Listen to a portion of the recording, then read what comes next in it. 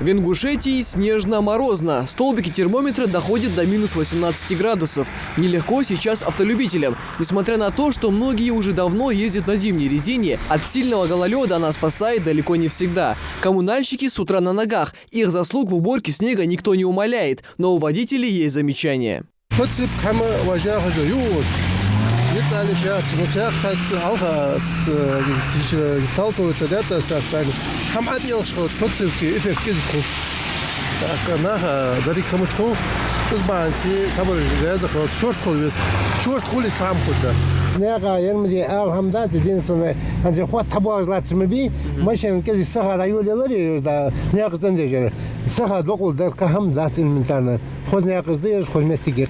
Другие водители однозначно заявляют, коммунальные службы ответственно выполняют свою работу и ежедневно ведут подсыпку дорог.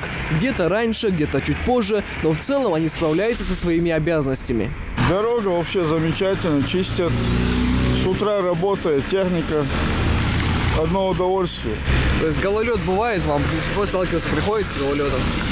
Вообще-то не видел. Ну, это бывает, когда только снег выпал. Его сразу расчищают.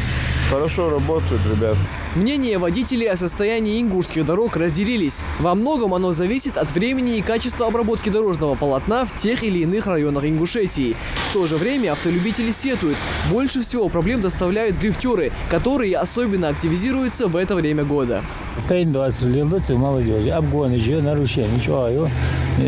Сибирь, могу герцер положение. Сюда еще аварии, или кижи, целились, Помех создавать. Да, вот, встречки, обгони. Тем более от зимой. Зимой, тем более. Я имел аварию, имел нахбабу. От сюрпризов непогоды порой страдают не только водители, но и пешеходы. Перейти скользкую дорогу, которую еще не успели подсыпать, для многих настоящее испытание. Та же проблема и с тротуарами. Наледь многих держит в тонусе. Подскользнуться и травматично приземлиться можно в 2 счета. Надо тропинки чистить.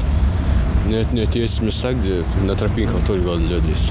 Аварии на дорогах республики довольно частое явление, особенно в зимнее время. При выполнении любых маневров на трассе нужно обязательно учитывать состояние дорожного покрытия. Только так можно в разы снизить риск ДТП. До весны осталось 5 календарных дней, и уже завтра синоптики обещают плюсовую температуру, но расслабляться еще рано, так как со следующей недели в регионе вновь ожидается снегопад. Менять зимнюю резину на летнюю пока не стоит, советует ГИБДД. А вот быть внимательными на скользкой дороге призывают ежедневно. Впрочем, как и в любое время года. Михаил Тагиев, Асхаб Белакиев, Новости 24.